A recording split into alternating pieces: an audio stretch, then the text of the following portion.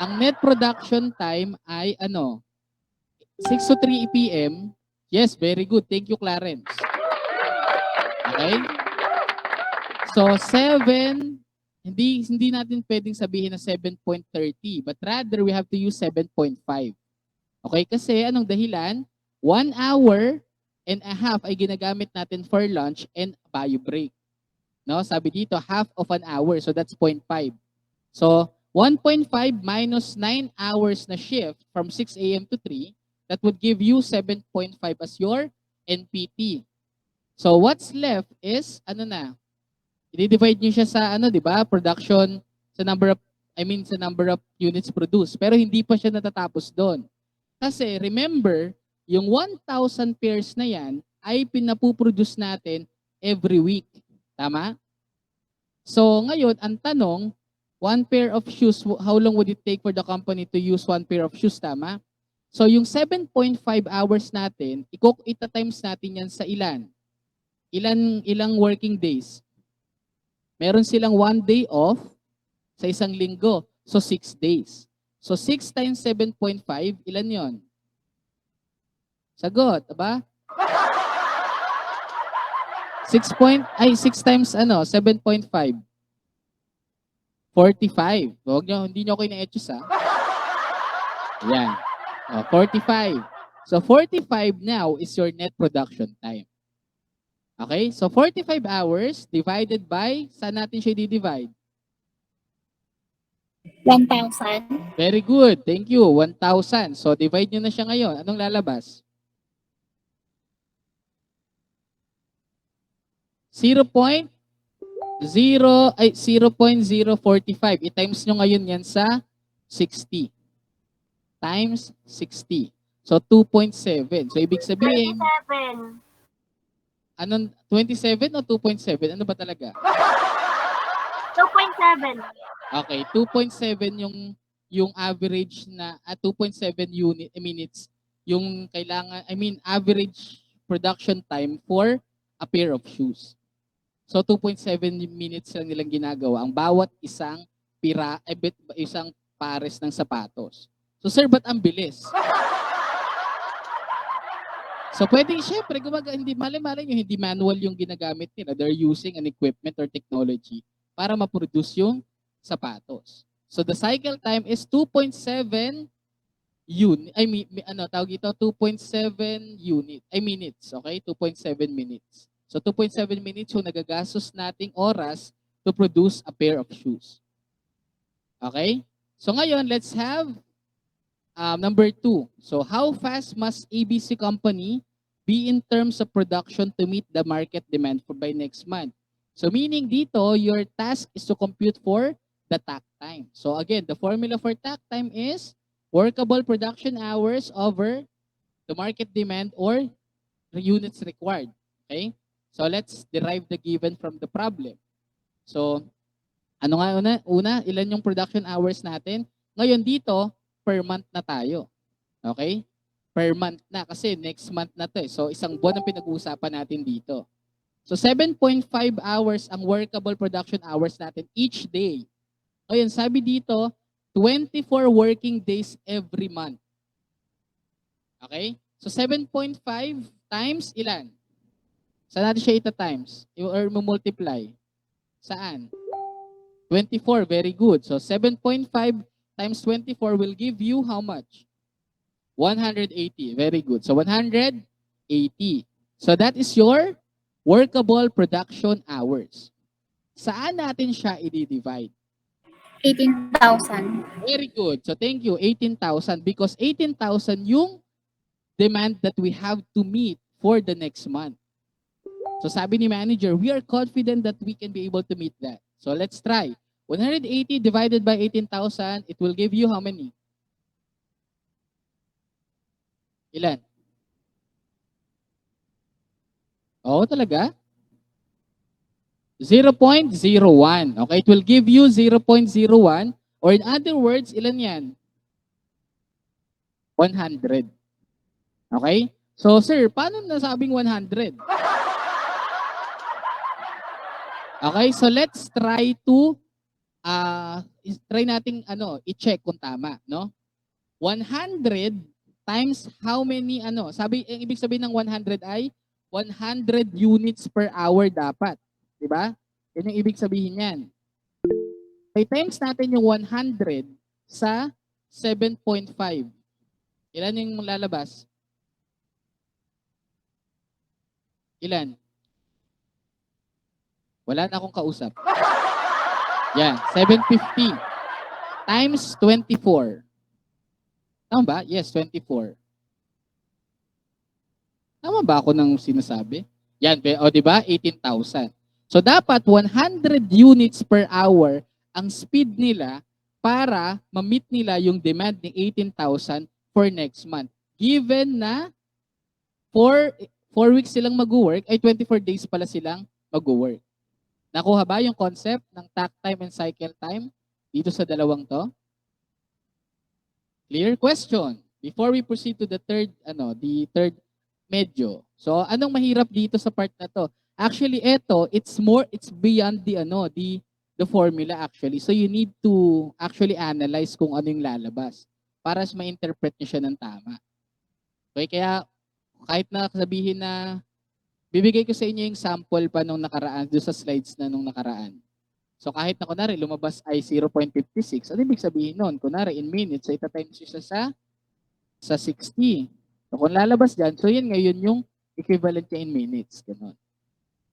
Okay, so it's more like tawag dito conversion din. So dapat alam niyo din yung mga kung saan niyo siya dapat i-convert. Anong dapat yung gawin dun sa value na lalabas. Okay? So dito naman sa third question, kailangan i-compute yung lead time. So kapag date ang given, it gets tricky. So kailangan yung gawin ganito. So kailan na-receive yung order kailan natin na-receive yung order from the customer? November 20, 2002. Oh, very good. Hindi, mali. Mali yan. So, yan na yung time na na-deliver natin. Kaya sabi ko sa inyo, huwag kayo malilito sa order received at order delivered. Kasi sa order receive, yun yung time na nag-place si customer ng order. So, kailan yun? It should be October 23. So, i-convert nyo yan into something like this. So, i-chat ko siya sa chat box, 1023/2022. Yan, ganyan dapat. Okay? So, that's the first thing that you have to do kapag date ang given. The next thing to do is, syempre, to determine kung kailan siya dumating kay customer. Yun yung order delivered. Kailan? November 20, ganun din. Ko-convert niyo yung ganyan. 11/20/2020. Okay, yan. Very good. So, ganyan. So, ngayon, pag aanuhin niyo siya, ang gagawin niyo ay ganito. Wait lang, ha? Stop presenting natin. Nakita ko yan, sir, sa dun sa Sa? may docs. Yan. Okay, wait lang. Pakita ko sa inyo to para may visual tayo. Yan. So, ngayon, so sabi natin kailan ng order deliver? Kailan natin na-deliver yung order? 11/20/2022, right? So, yan. Ito ngayon ang ating order delivered. Ima-minus nyo yan saan? So, subtract nyo saan? Sa 11. Sa kung kailan siya pinlace ang order. Diba? Yun yung kailangan yung gawin. Kailan pinlace ni customer yung order. Kasi doon magi-start yung lead time. Diba? Doon siya magi-start hanggang sa may deliver yun. Diba? According 10 to muna, the concept. sir. 23. So, 10, 23. 2022. So, ayan siya. Yan. So, ngayon, ganito yung pag-compute dyan. 2022 minus 2022, 0. No? 20 minus 23, negative 3. No? 3 yan. So, di-disregard natin dito, absolute value kukunin natin. Pag kinuha natin yung absolute value, so ibig sabihin, tawag dito, i-disregard natin yung sign. Ganun palagi. Okay? So, 3. Ngayon, 11 minus 1, it will give you the stable lang internet enrichment. Okay lang yan, sige na. Sisend ko na lang yung sample na to, 1. So, ang sagot ay 1 month and 3 days. Very good. So, syempre, kung 2023 naman to, may 1 dito. Ibig sabihin, 1 year, 1 month and 3 days. Ganon. Yung pag-interpret sa kanya. Okay? So ngayon, in business, the average days in every month ay 30 days. Okay? So kung ang tanong ay you will be asked kung ilang days ba, so you have to convert your answer into days. So 1 month and 3 days is equal to 33 days. So sir, may nagtanong sa akin, what if sir ang given ay February? Sa business, ina-assume pa rin na si February ay 30. Kahit pa yung mga months na may 31 days. Okay? Nakakuha ba? So dito, kung days ang tinatanong, then days. So wala namang sinabi dyan. So pwedeng 1 month and 3 days or 33 days yung lead time. Nakuha ba? Nakuha? Nakuha ang malupit? Okay, so let me share to you another example kasi yung iba ay nahihirapan, no? So I'm gonna give you another example from our previous slide. So wait lang. Hanapin natin. Sir, may question ako, sir. O sige, tanong mo na. Bakit hindi 28 days? Kasi di ba pag binilang mo siya ng mano-mano, 28 days? Ha? Di dun sa sir, sa number 3, Ay, sorry. Oo nga pala, mali. pag minano-mano mo siya sa Oo 28. nga pala, may nakalimutan akong ituro, no? Wala kasi siya sa module nyo, no? Pero, ang gagawin nyo pala dyan ay ganito. Ima-minus nyo yung... Ay, nako, ano ba yan? Di ba ang lalabas ay 1 tapos -3? Ganyan, Opo. di ba? Ilang months ang ilang days meron sa November, October or November? Sa November 31. sa October may 31, tapos sa November may 30. Tama? So, kaya pala ganito, kalimutan ko, sorry. Diba ganyan yung lalabas sa una? Yan, ganyan yung lalabas, tama? So, yung 1 dyan, i-convert nyo into 30 days. So, magiging 30 minus 3. Kaso yun nga lang, this is date specific. So, 31 days ang meron sa October. Kaya magpa-plus kayo ng 1. So, kaya nga sabi ko sa inyo, it needs careful analysis dun sa problem. Okay? Pero there are some instances na hindi given yung month or dinidisregard natin kung may 31 or 28 days yan. So, it doesn't matter. Okay? So, thank you for the... Sino nagtanong nun? Miras, sir. Kasi sir, nagugulo yung utak ko, sir, kanina. Nakatatlong bilang ko sa utak. Okay lang. Okay lang, no? Hindi lang ikaw yung nababaliw. So, hanapin natin yung slides ko for cycle time. So, wait lang. Meron pa dito example para maliwanagan ang ating mga utak, no? Meron pa naman tayong time. So, let me just... Asa na yun? Magpapas ko na kasi dito eh. So, in computing for the... Ayan. Dito tayo. Yan. Ayan. Computing for the TAC, lead, and cycle time. Excuse me. So, we still have 22 minutes. So, stay tuned. Yeah. So, again, TAC time is the time between starting to work on one unit and starting the next. So, actually, the TAC time will tell you again kung gaano dapat tayo kabilis to meet the actual demand. Okay, so example dito ay eto naman. So suppose you have 30 weekdays available for production and the customer has requested 123 units. Assuming that production run 8 hours a day, so compute for the TAC time. So dito may tatlong given, ayan naka-bold. 8 hours a day, tapos 30 weekdays kayong mag-work. So ngayon, for you to be able to find the workable production hours, multiply nyo to, kasi month 30 weekdays pinag-usapan natin dito eh. 8 times 30. So, paki-compute. 30 times 8, it will give you how many? How many hours? 240. Ngayon, divided by 120 units because that is our units required. So, ang lalabas ay 2. So, ang ibig sabihin, 1 unit every 2 hours yung gagawin natin. Okay, 2 hours ang sagot. So, in every 2 hours, there has to be 1 unit to be produced. Okay, is to meet your customer's demand. Ngayon, for cycle time naman, this is the average time it takes to finish one unit. So in this case, you have to compute for cycle time through this formula. NPT over the number of units produced. So ngayon, dito ito example, let's say he successfully managed to prepare 100 meals a day. So 100 meals yung na-produce niya in a day. So that's the number of units. So that's your U. Okay? If we subtract an hour-long lunch break and a half an hour coffee break from his regular 8-hour workday, his total runtime or net production time would be 8 minus 1.5. So it will become, we then have now 6.5 hours. So 6.5 hours divided by, gano'ng kadami? 100 units. Ilan yung lalabas? It's 0.065 hours. Pero syempre, it would be awkward kasi pag nasabihin na 0.065 hours. Hindi siya ganun ka-clear, no? So it has to be converted into minutes. So pag times nyo yan into 60, try nyo i-times. 0.065 times 60. Ang lalabas dyan, 3.9. So i-round off nyo yan. So approximately 4 minutes to prepare each meal.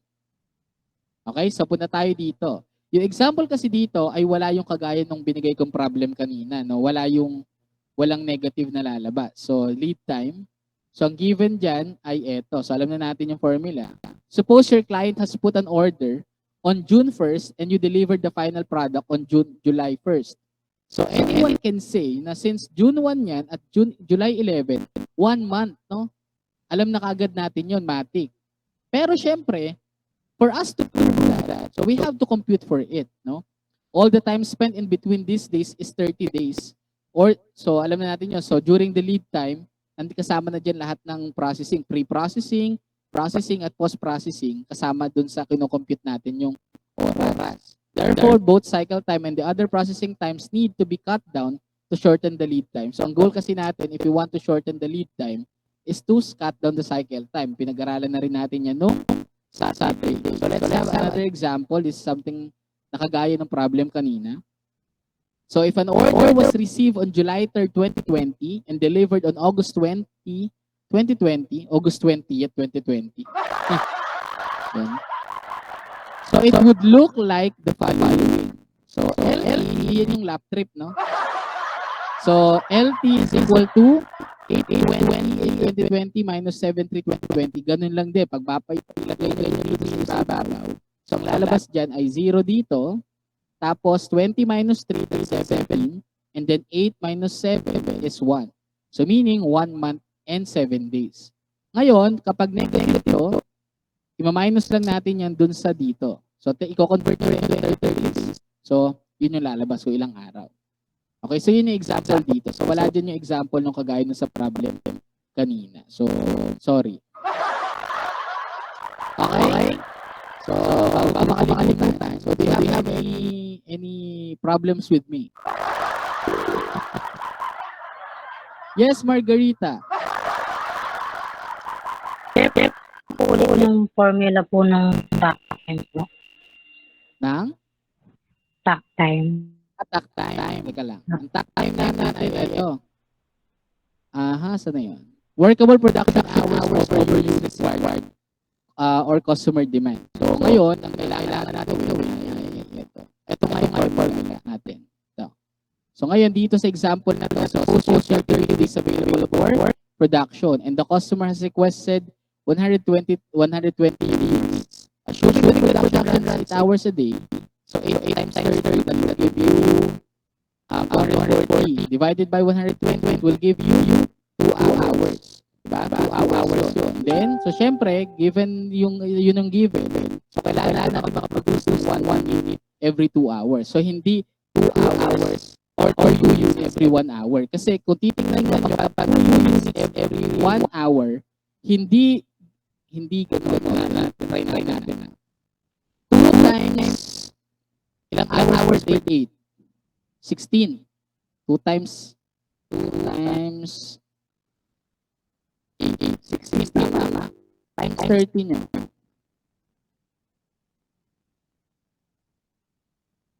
Yan nga, ano lalabas? 16 times 30. 480. So siya magtama. So, GB, tama is 1 minute every 2 hours. So, in 2 hours, so isang araw, 8 hours tayo, mama. So, sa isang araw, kung 2 hours yun, 1 unit, kaya natin makapag-produce ng ilang unit? 4 units. 4 units a day. So, times yung 4 units sa 30 days. So, that will give you ilan? 120 units. So, actually, it takes an analysis para ganun ma-master tong cycle time. Sabi ko nga, it's not as easy as solving using formula. No? Kailangan i-analyze yung problem, yung tinahanan mo. Okay? So, ngayon, syempre, have to continue this one. Nasa na ba yun? Sinataw tayo. So, you remember that lead time can also be used in manufacturing. Typically, yung usapan natin ngayon, concentrate on manufacturing lang. Pero, lead can also be used in supply chain management, project management. Ngayon, minsan kasi gamit ng lead time may be different dun sa depende sa siya nagagamit. No? Minsan kasi lead time ito. Ang muro ko sa inyo lead time, nagsisimula yung kailangan receive order hanggang sa may deliver yung order. Sa iba, ang lead time, yan yung oras sa pagitan ng dalawang task. Kunwari na task 1.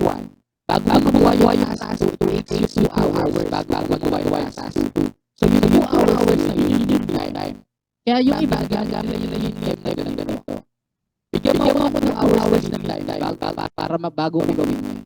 Gagawin mo ako ng 2 oras bago simulan yung gagawin. Okay? So ngayon, yung manufacturing kasi no? Lead time, lalo sa supply chain order fulfillment. Kinukumpyan natin yung lead time. Kasama yung pre-processing at post-processing. So, kailan start yung post-processing? Alam na natin yung pre-processing at processing time eh.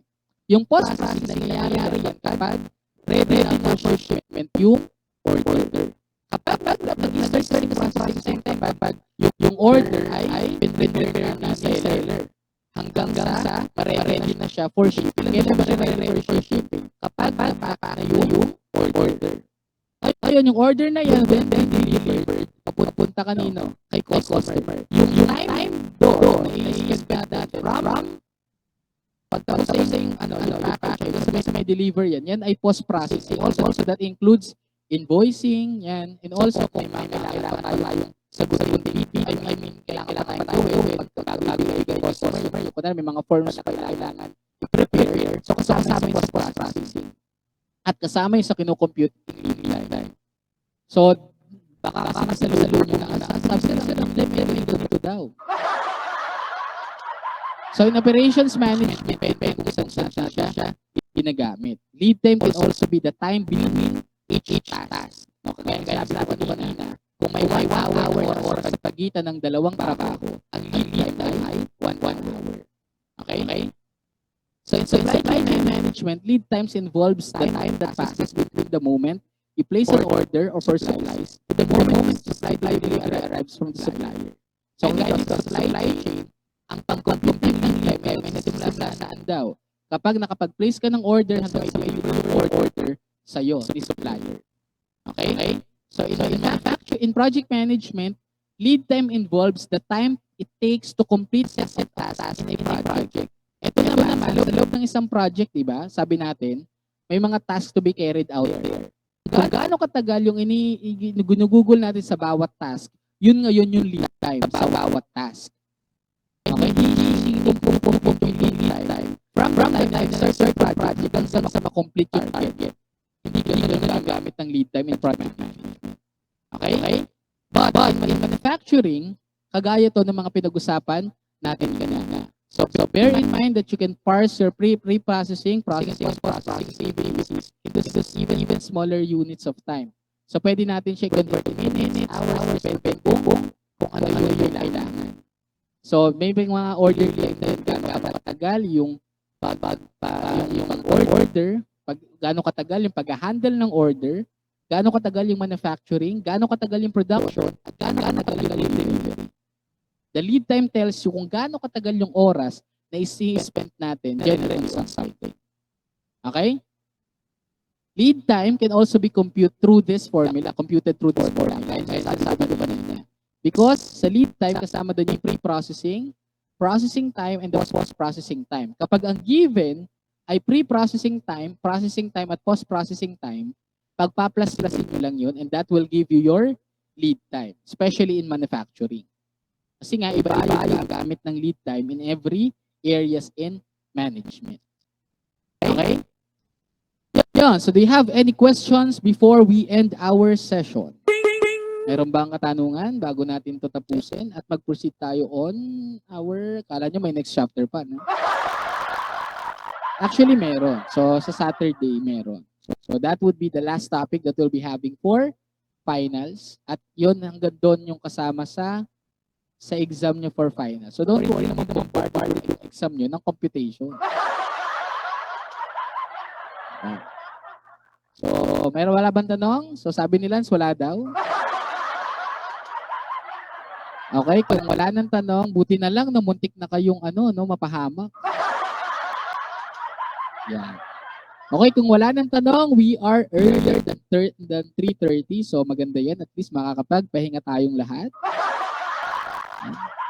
So, I'll see you on Saturday. Tayo ay, hayaan nyo, pag may time pa sa Saturday, bago tayo mag-proceed, hahanap ako ng example galing sa libro para kahit papaano, di ba? Sayang naman yung buhay nyo kung hindi natin siya matututunan ng ayos. Yung activity ay procrastinated. Huwag nyo muna siyang gawin, pero hayaan nyo lang siya doon. No? Kapag nakapagpasa na kayo, okay na yon. Kapag di pa kayo nakakapagpasa, okay na din yon. Okay, basta may pin-upload akong module, you can just, since wala kayong activity, you can do advanced reading on that para mas mabilis din yung pace ng discussion natin for next week. Okay, kung wala nang tanong, pa-unmute na ng microphone so we can dismiss our session peacefully and loudly. Yeah, so I hope you are all ready. So that's all for today. Class is dismissed. Gardenia. Ingat kayo. I'll see you on Saturday. Bye-bye, kids. Bye-bye. Bye-bye. Bye.